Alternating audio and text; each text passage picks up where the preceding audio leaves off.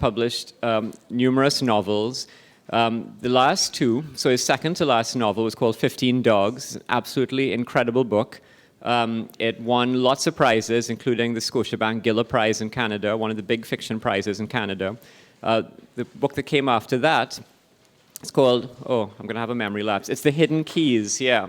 The Hidden Keys. Now, 15 Dogs and The Hidden Keys, they're separate novels, but they're also linked. They're part of a 5-part pattern of novels, which he's currently writing, and I think that'll probably come up in the conversation. So let me not take up any more of their time. I'm going to hand you over now to Mike and to André, and again, I can't say it enough, we're delighted to have you here this year. Thank you so much for coming, and thank you all for coming to hear him this afternoon.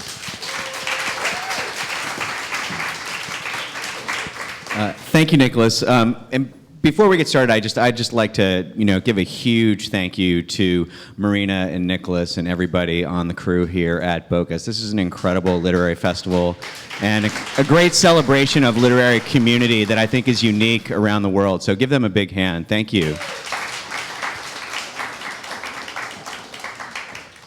And so we're going to get started. André is actually going to treat you to a passage from his new novel that is yet unpublished called Dazed by Moonlight.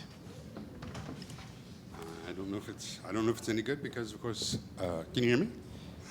No, the mic is off. Oh, there it is. Now I'm on. This is, in fact, the first time that I've read in the country of my birth, and it feels incredibly strange and also a great honor. This has been overwhelming for me, just meeting all of my contemporaries, people my age and slightly older, who work the same part of the farm field as I do. It's been great. But we're going to talk about Trinidad, so I thought, perversely, I will read a passage from the new novel, which is very much about Canada. Just to set it up, it's sort of a Canada as if it were going through with Dante. It's like based on the Commedia, but Canada is hell, purgatory, and heaven. You can guess for yourself which part this is.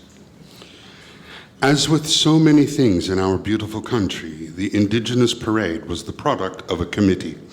It was also the product of a time and a need. Like most Canadians, the people of Colson's Hill sometimes noticed that the Indigenous populations of Canada had been mistreated in any number of ways and for quite some time.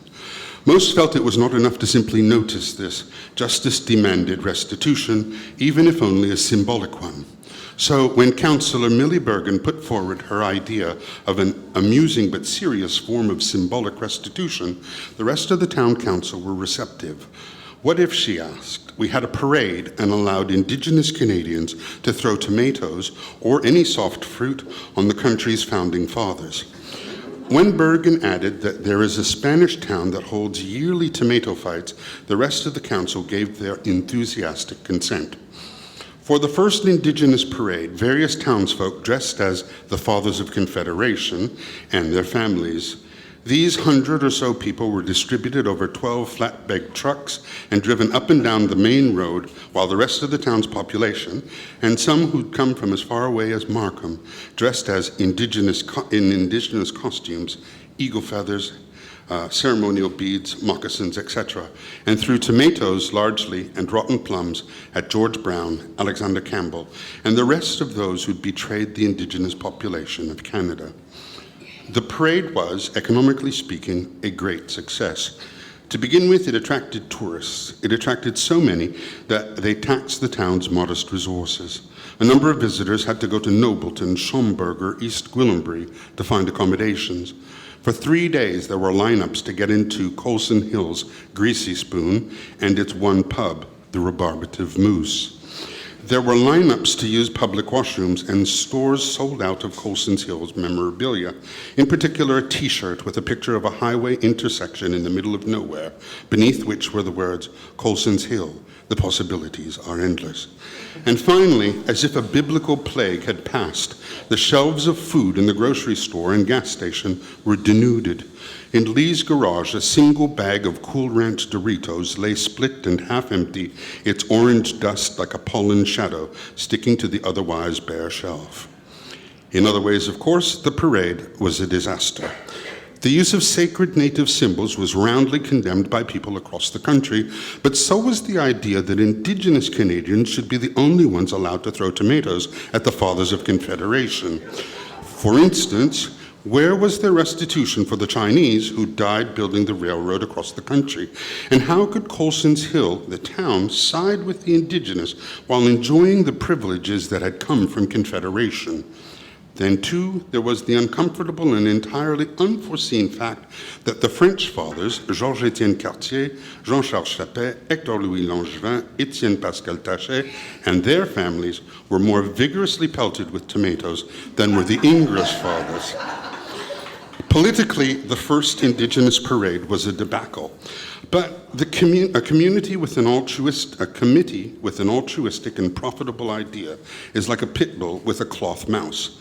The Colson's Hill Town Council chose to reform its parade rather than cancel it. So during the second parade, no ceremonial headdresses or symbols sacred to Indigenous Canadians were permitted. Those who threw tomatoes wore buckskin breeches and moccasins. Their tops were a variety of shirts and blouses. Space was made for those who represented other groups with legitimate grievances. Some wore blackface, there being so few black people in the area. But most of those representing the other grievances showed this by throwing rotten fruit or cooked bok choy. Those townsfolk who dressed as the French fathers were not distinguished from the English fathers. That is, there were no fleur-de-lis on any of the trucks. And finally, the consumption of alcohol was discouraged, the parade being about justice, not drink. This second parade was also a mercantile boon, bringing in many tourists and much money as the first.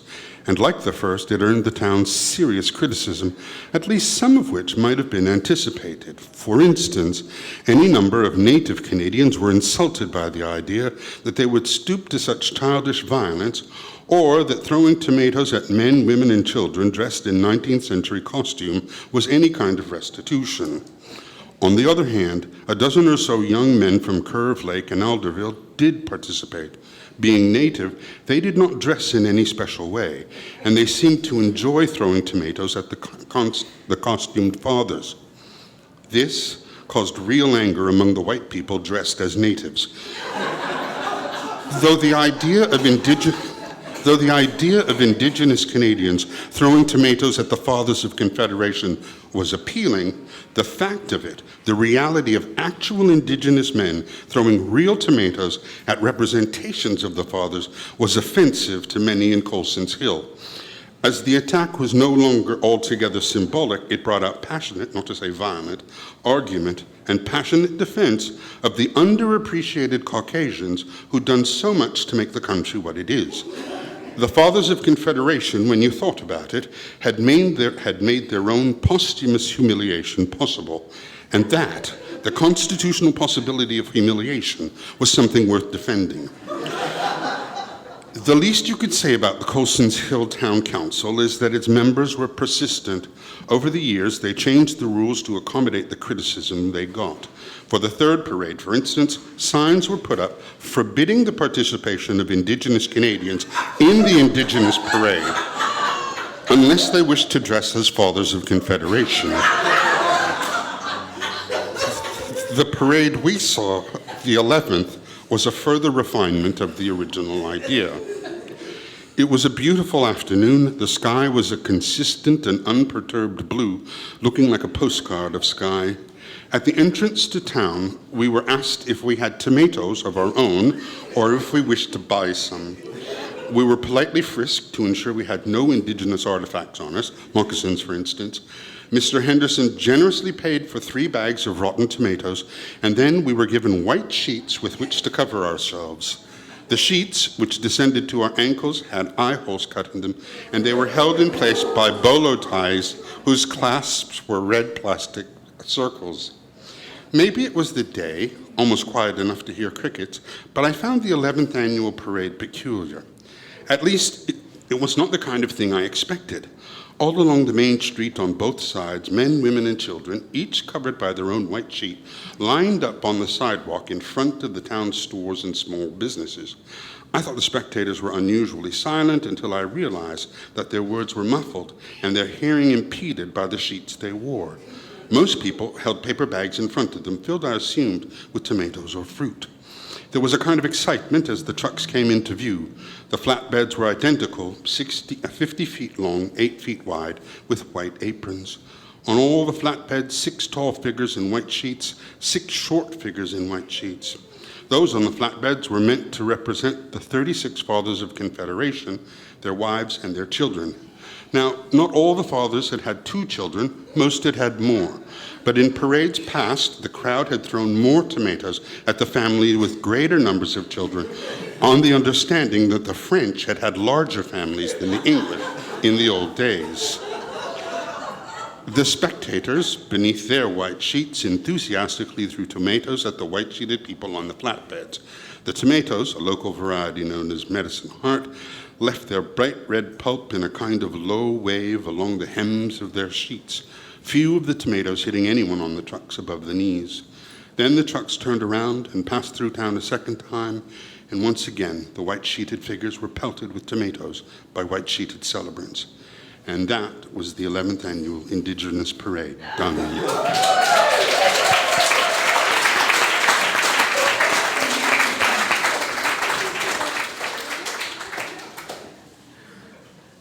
Well, they laughed. Yeah, we got that past us, so that's good. We were concerned, about the translation from one culture to the next, but I think your dual identity really helped to sort of get that across, I think. So I guess maybe we'll start with that. One of the first conversations I had with André was on the telephone, letting him know that he had won this prize that he had no idea that he'd been nominated for. And part of that conversation always involves representation of the prize recipient on our website, and which always includes a line about their nationality. And so in our first conversation, I offered André the option, should it say André Alexis Canada?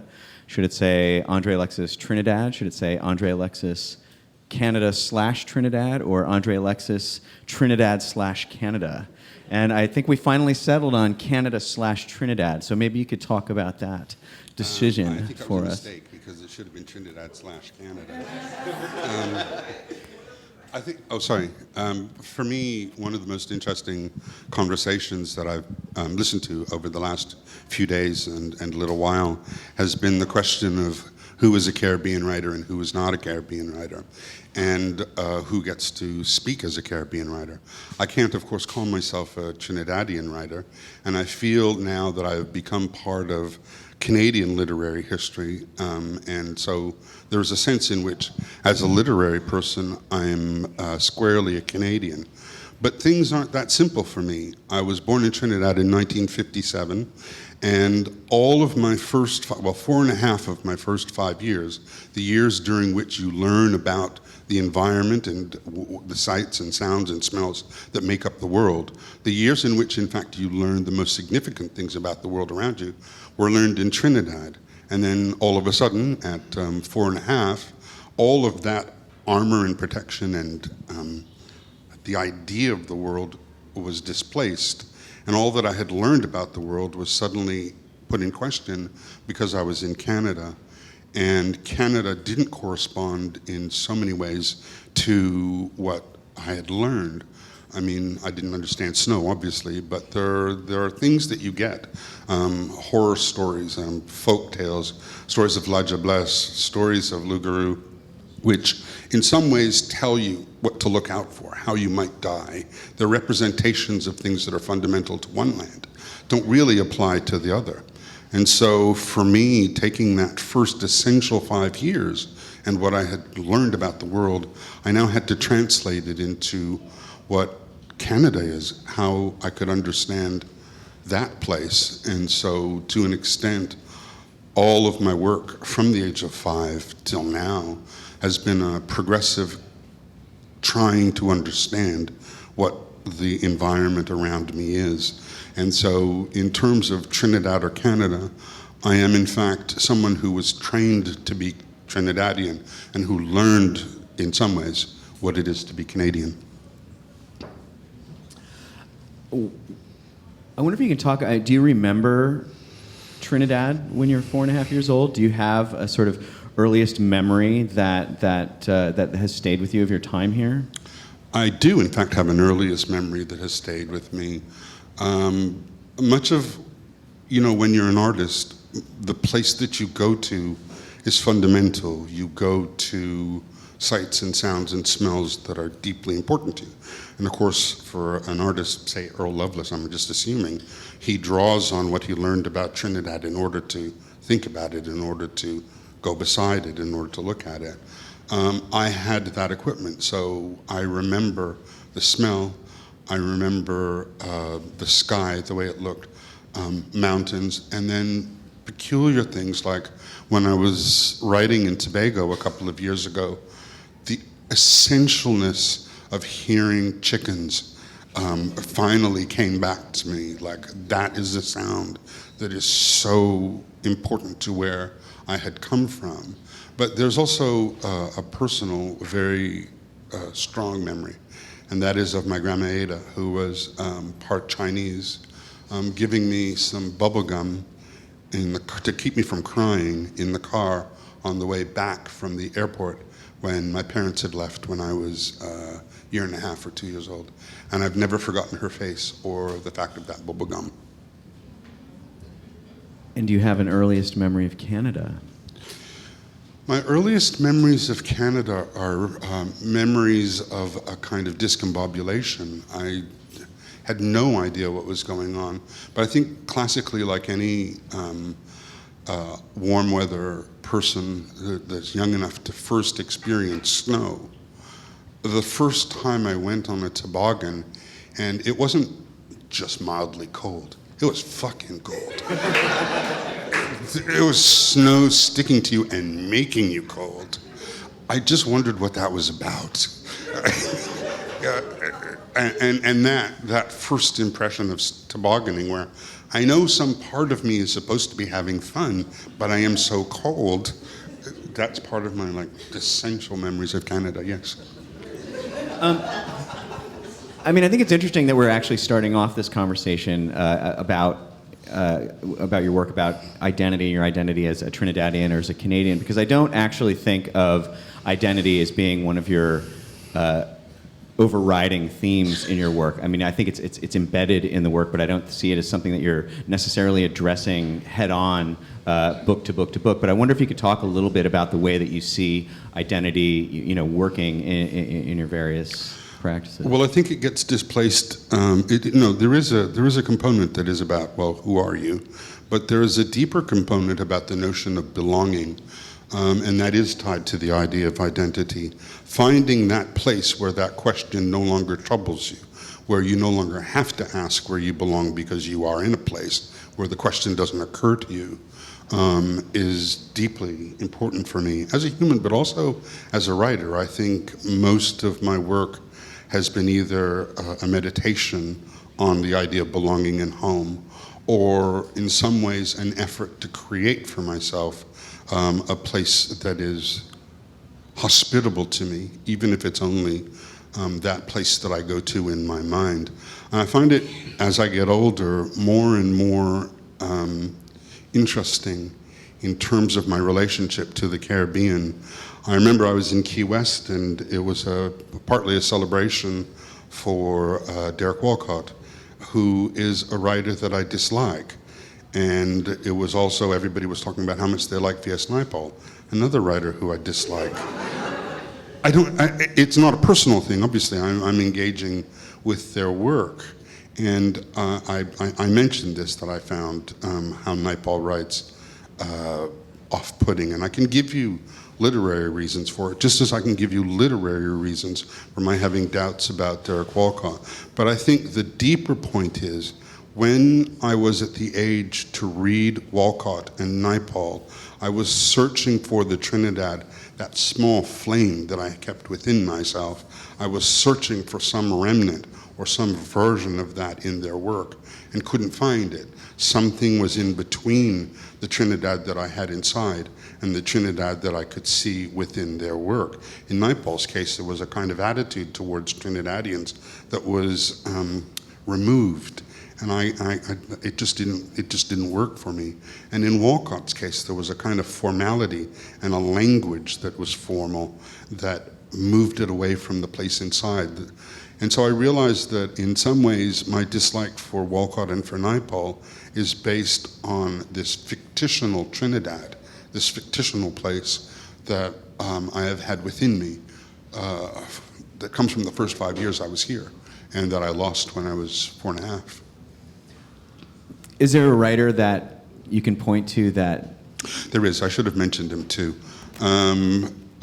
The first time, and I think it's significant, the first time, the only time, no, actually one of two, that I saw Samuel Selvon was at the literary festival in Toronto, and he was reading not from a work about Trinidad. He was reading from Lonely Londoners. I think it was the first time that he had read in Canada, and he was reading from a book that he thought people most likely to know.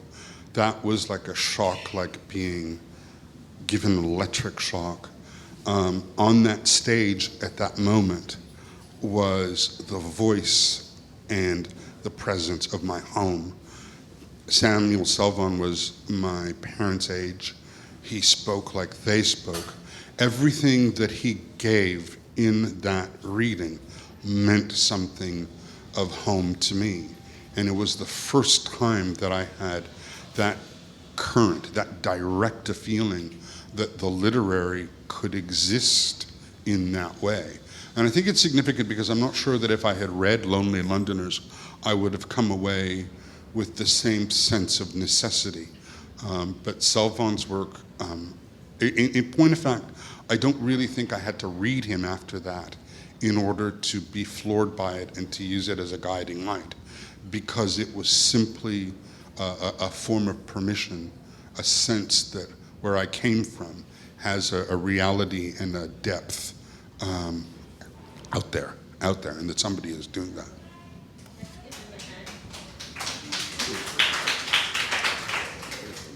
Well, you were talking about that sense of home and belonging, and you know, when I read your books, you know, one of the themes that I find myself moved by deeply again and again and again is love. And you return to that subject again and again and again. How does one receive love? How does one prepare oneself to receive love? How does one give love? How does one prepare oneself to give love? And I wonder if you could talk a little bit about how that relates to that sense of belonging and or not belonging and that desire to be loved.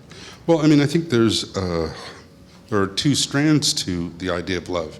There is a religious one, because I was raised Catholic, and the notion of God as love is a deeply troubling one. I think often of the expression, and I don't know whose it is, that the opposite of love is not hate. The opposite of love is power. Power in some ways is a decimation of the other. And to imagine God as power and loving is very, very difficult. So in a kind of theological or religious sense, that question fascinates me. But of course, the notion of power and love at the same time is parental. Your parents have ultimate power over you for those 5 years, and they are, in principle, loving of you. And so when my parents moved away, there was a kind of breach in our relationship. And when I met them again in Canada, there was a getting used to who these people were, an accepting that I was supposed to love these people. And it took a while. And so I think right at the heart of my biography, my story, my work, is this question of love. Is it possible? Can you lose it? How do you recognize it in others? And that, of course, has a personal significance in that, you know, as you grow up and you meet people and you fall in love, this is a question that can generate stories and can generate novels, but also on the theological level, the notion of power and God. Is that possible? Does this thing exist? If this thing exists and it's loving, how can I not know it? How can you love what you don't know? Those questions are also extremely fruitful for an examination. And so tied to the notion of belonging is the notion of love at home, parents, and then the godly. Well, you certainly have some interesting representations of God and gods in your book. The first novel in the Quincunx, the 5 novels that you're writing, is pastoral, and in that God appears as a talking sheep, I believe. The book is also populated with a lot of, at the same time, extremely beautiful false miracles, walking on water and trained moths flying in circles in the air. And then in your next book, 15 Dogs opens like a joke almost. Hermes and Apollo are sitting in a bar in Toronto having a philosophical conversation about whether or not human beings ever die happy. Ha ha ha, let's go to the vet's office and give 15 dogs human consciousness and see what happens between now and the time that they die. There's a real sense of humor that I think that you bring to your approach to theological questions, and I wonder if you could maybe talk about that a bit. Okay. My Catholicism includes being an altar boy, and it includes wanting to be the guy who sprays the incense at the start of the Mass, or wanting to be able to give the host to the priest. I mean, there's a pecking order in the whole altar boy world. And I was sufficiently out of power as an altar boy to wonder about the whole ritual thing. But the more I read about the theological, the more it struck me as incredibly amusing, if unintentionally so. I remember reading a medieval discussion on whether if a dog eats a consecrated host, its soul will go to heaven or not, and that the sanctity of Christ being in the host would naturally lead that dog to be sainted. And there were scholarly arguments, one side or the other of this, and I understood the arguments. So it was learning that just because you argue and are logical about something doesn't mean you're making sense.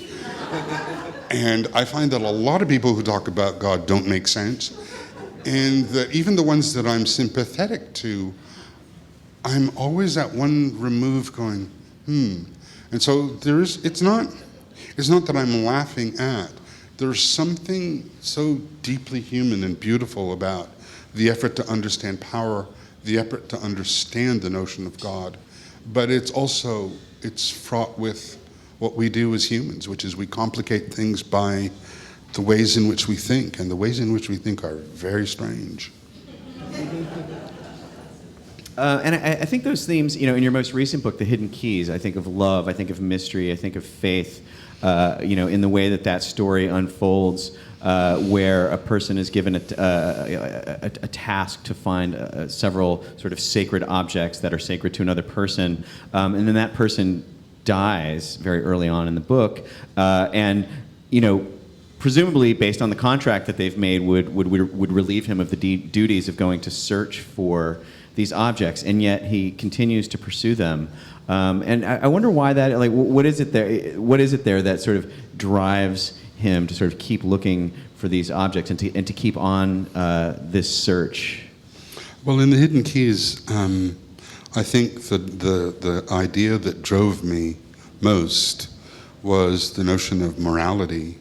How is it possible to be a good person when you don't understand and can't what the implications of your actions are?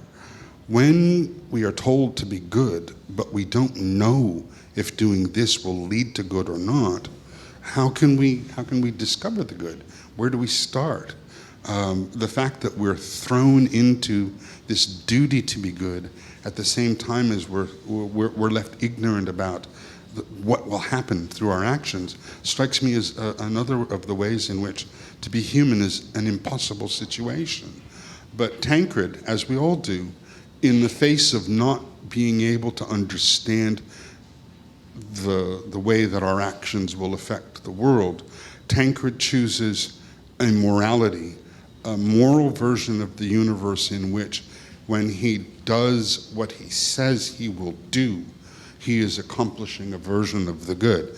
Now, I mean, you can look at mafia people who have their own morality within an extremely poisonous environment and say that, well, there is morality in that situation too, because there is consistency. I will do this, I will do this, I will do that.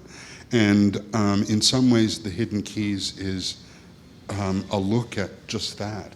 What does it mean to say that you will do something and then be absolutely morally certain that you must do that in order to be a good person?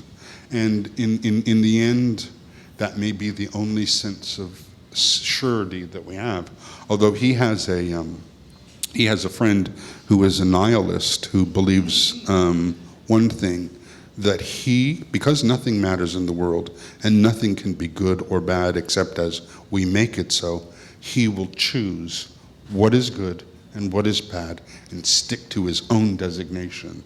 And that passes for morality for him. And it's not a horrible solution, but it has its problems. This project that you're working on, this quincunx of novel. Well, first of all, can you tell us what a quincunx is? A quincunx is an arrangement like the 5 on a dice, 4 things in a corner and 1 in the middle. There's a very difficult essay by Thomas Brown called The Garden of Cyrus, in which he speaks of the quincunx as being divine, that in the Garden of Eden, the plants would have been arranged in that way, that this is God's own arrangement of the world. And I find that amusing and also kind of cool as an idea that God had the quincunx in mind. And so I wanted to go about doing the literary equivalent thereof. I'm finding myself sounding a lot like Eleanor Catton for those of you who listened to her this morning. I felt like such a kinship for that woman, that I wanted to create a situation in which there are 4 on the outside and 1 in the middle. And so I have written, and I'm almost done the 4th one. The 3rd one has to be written last because it includes things from all the ones around it. So it's a formal pattern to the novels themselves.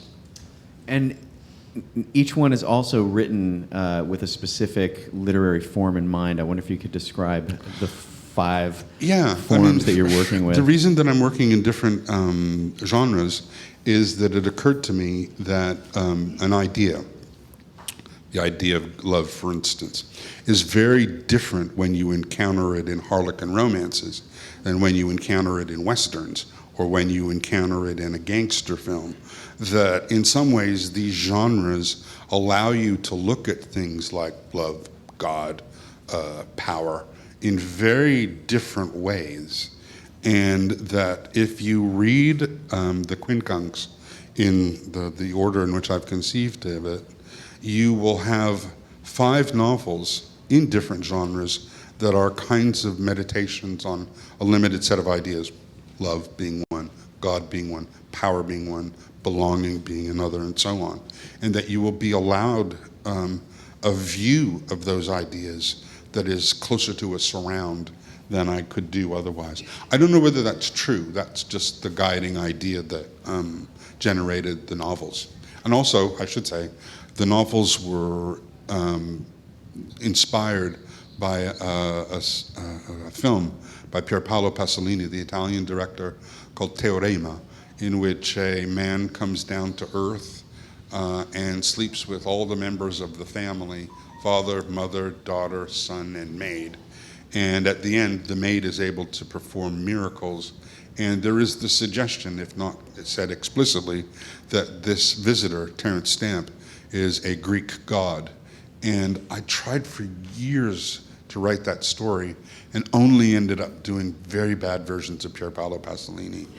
And so at one point it just occurred to me that what was important, I thought what was important was the family, but what was actually important was the God.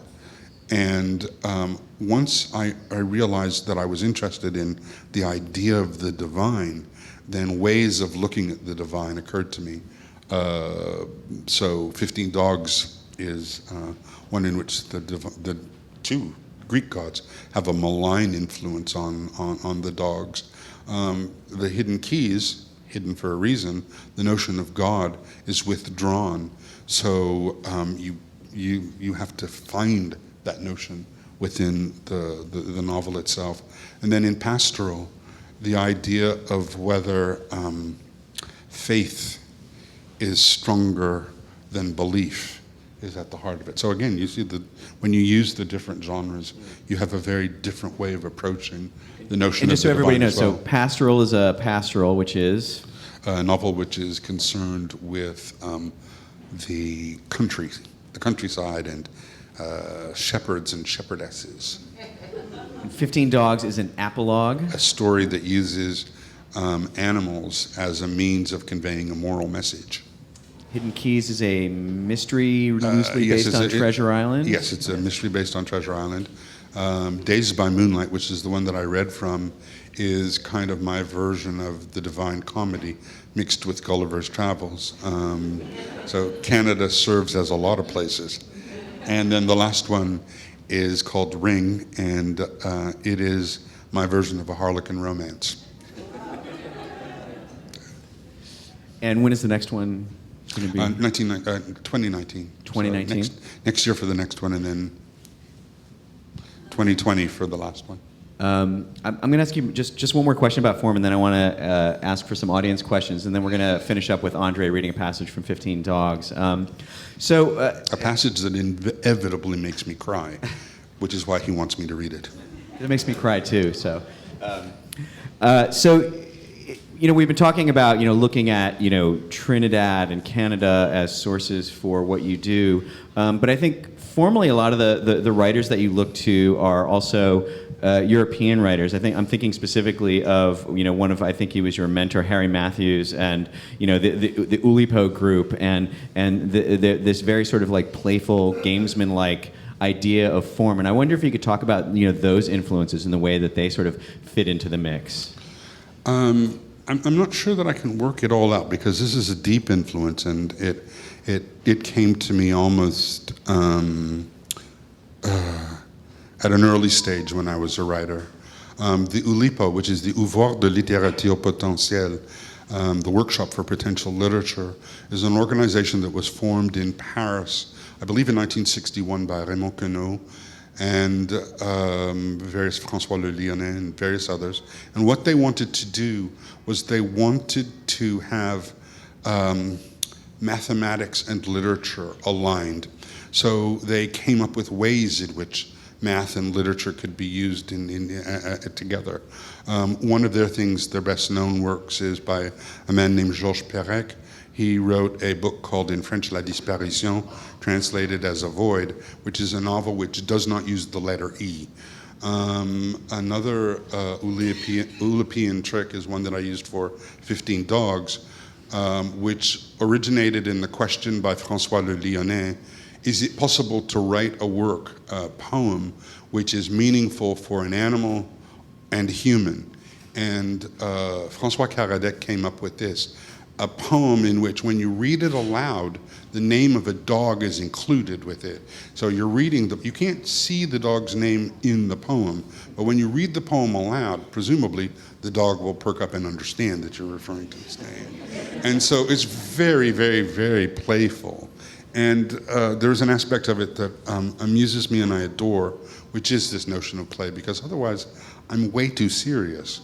But one of the things that was interesting to me in how form works, there are abstract forms. There's a sonnet at the heart of some novels. There are poetic forms that are observed in novel making by members of the Oulipo.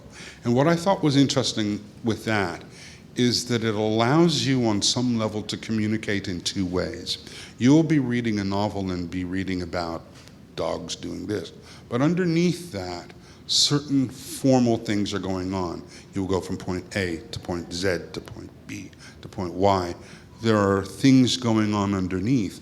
And my bet, and I suppose the bet of the Ulipians in general, is that even if you don't make those formal things known to the reader, they can feel it. They can feel the necessity of moving from here to there. Just as in a poem, you can feel, if you know the rhyme scheme, why there will be rhyme. And so it was great for me to be able to create on the surface something that has story and characterization, all the things that I love about literature, but beneath it, a kind of secret code that is relevant for me and maybe felt by the readers. They can feel the underlying structure. Thank you. André, Alexis. So we'd like to take some questions from the audience for a few minutes, and then we're going to finish up with a reading. So if you want to bring the microphone around here. Got a couple of questions? Thank you very much, André, and congratulations on your prize. Thank you. There's some points I want to raise, and I just want to get some feedback in terms of my feedback about hearing what you're saying. And I think at the end of it, you're both a code maker and a code breaker. And why I'm linking to that is that your use of bacchanal in your processing, be it in humor or play on it, is tied into very much the complexity of how you use form in your symbolism of your writing.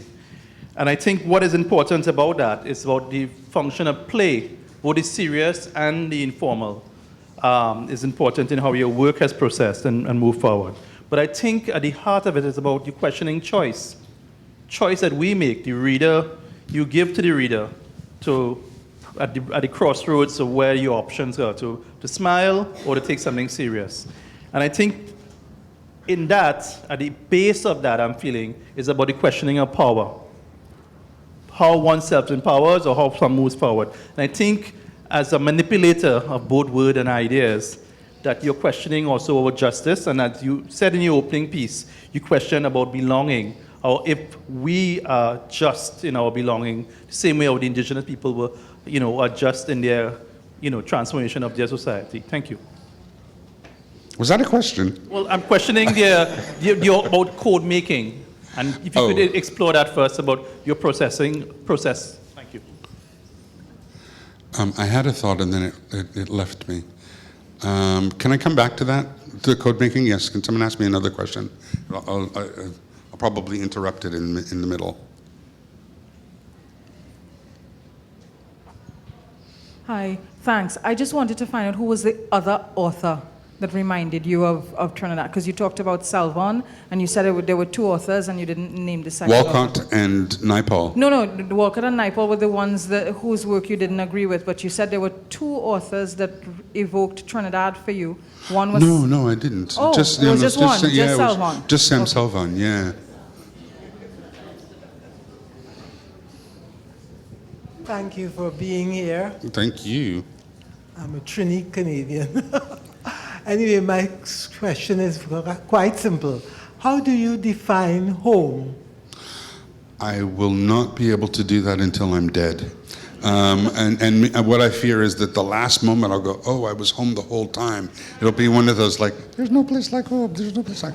I really feel that the struggle is feeling not at home, and that is an illusion, that I'm in the midst of an illusion, that home is where I am. I want to be able to get to the point where I believe that. I don't believe that.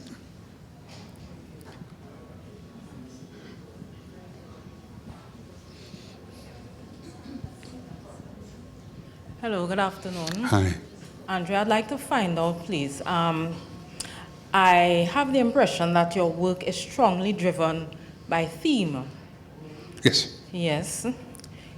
Some of Is it. there any point where you find that form doesn't always do what you want it to do? So you talked about power and God and so on. But is there any time where you struggle to have form reflect that? Oh, yes. I will never write another mystery novel, God help me. I found that was a dual process of creating the architecture, and then once I realized what I had done, and maybe that answers the question about code making, once I realized what the architecture had done, I now had to start from zero again and understand the characters that were going through what I was making them go through. So it was a very laborious process of understanding the mystery, understanding what how it's going to move, keeping it within the 5-chapter structure, so I know that I'm leading towards chapter 4 as the denouement, and chapter 5 is the ending, because that structure is kept in all of the books in some ways.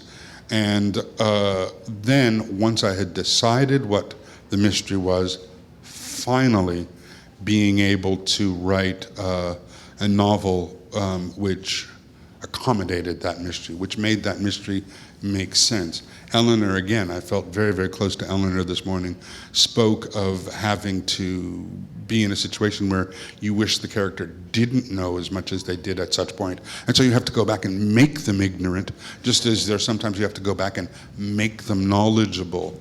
And in some ways it's a betrayal of them. I always find first drafts are your best guess anyway. I mean, you know, a first draft is just your best guess at what that novel will be. And so I normally will do up to 8 drafts before I feel like I'm done. But in this one, it was many more. And it was many more because I had to write 2 novels, one that was pure structure and one that was more content. I think we have time for one more question before we read. Hi, André. Hi. My question is, as a reader, where does the reader feature in all this? At what point in time, within the form, the structure, the characters, do you think of the reader? I don't think of a specific reader, and I sort of think of a kind of ideal. I sometimes think of my own contemporaries. I will think of a book that has been done by a contemporary or by somebody that I admire and feel like I'm responding to that. So I'm responding to or being influenced by a community of writing more than I'm responding to a community of readers. I'm kind of responding to a community of writers. But at the same time, I want, and this is probably the single most important thing, and again, it's another answer to code making and code not making. I want you not to know what's going on, because that recreates in some ways my initial situation coming to Canada. I am constantly recreating in fiction the situation of somebody that does not recognize the signs around them. And that's why my work tries desperately not to be funny. It tries not to say what it means. It leaves it to you, because that puts you, the reader, and so myself, in some ways, in this situation of having to figure it out for yourself. You are me, the reader, in most of my novels. So time's up. Thank you, André. Yeah, so we're going to finish with a reading from 15 Does anybody Dogs. have a copy of 15 Dogs? Can you bring it up here, please? I thought I had one.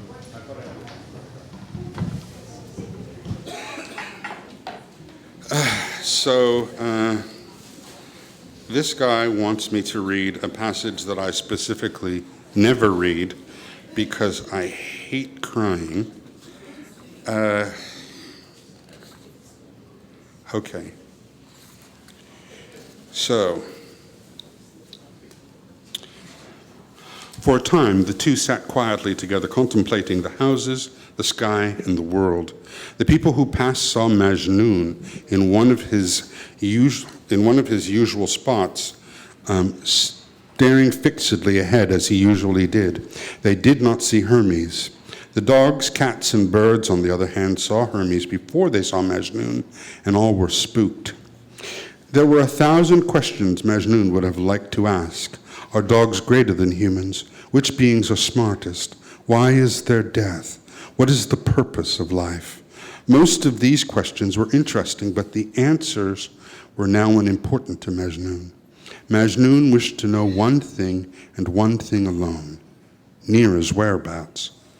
But he was afraid to ask the question, or rather afraid of the answer, and Hermes, out of respect for Majnun, did not speak of Neera. He waited, rather, to be asked. Despite being unable to broach the one subject that mattered to him, Majnun was more or less at ease in Hermes' company. They spoke silently of a number of things, the god at home in the mind of the dog, and the day passed in what seemed moments. As the sun set, Majnun reluctantly left his station. He and Hermes wandered along Roncesvalles, drifting towards High Park. Majnun sniffed at things on the ground before Hermes led him to an alley behind a delicatessen. There they found stale bread and a link of Polish sausage.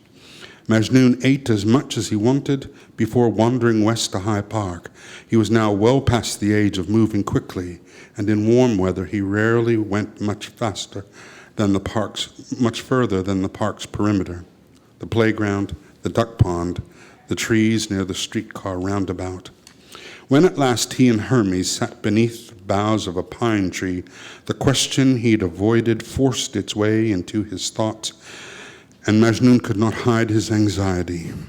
"I can see," said Hermes, "that you'd like to ask me something." "Can you tell me what love means?" asked Majnun. The sun had almost completely set. A crimson line lay just above the trees.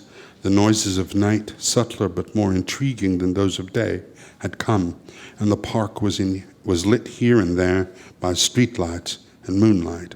The shadows deepened. "Your bodies are so graceful," said Hermes, "and your senses are magnificent. I regret that you've been changed, Majnun. If you were as you'd been, a dog like other dogs, the question you asked would not occur to you. You would know the answer already." "The word reminds me of Neera," said Majnun. "I understand," said Hermes. "So let us make a pact. I'll answer your question, but in return, you'll consider leaving this place." "I cannot leave without Neera," said Majnun. "I ask only that you consider it," said Hermes. Majnun agreed, then he sat up straight. "What you want to know, Majnun, is not what love means. It means no one thing and never will. What you want to know is what Neera meant when she used the word. That's more difficult, because Neera's word is like a long journey taken by one woman alone. She read the word in books, heard it in conversations, talked about it with friends and family, Miguel and you. No other being has encountered the word love as Neera has, or used it in quite the same way. But I can take you along Neera's path, which the god of translators did, taking Majnun in a handful of heartbeats through every encounter Neera had had with the word love, allowing Majnun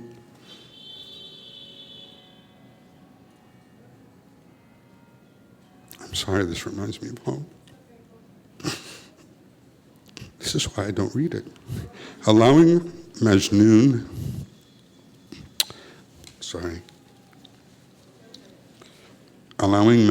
to feel her emotions and know her thoughts each and every time she had heard, thought about, or spoken the word, from the tiniest flicker of recognition to the deepest emotion and all points between. As Majnun's understanding of Neera's love deepened, so did his distress. Neera was restored to him as if she were there with them, but she was far from him as well, and it was suddenly unbearable to be without her. Majnun could not even keen, so overwhelmed was he by grief. All he could manage was a sigh. He lay down on the rust-colored pine needles and put his head on the crux made by his paws. "There's no need for you to wait any longer," said Hermes. "I will take you to her." At that moment, Majnun would have done anything to see Neera again, and so, trusting in the god of thieves, he gave up his vigil, and his soul traveled through the evening with Hermes for its guide.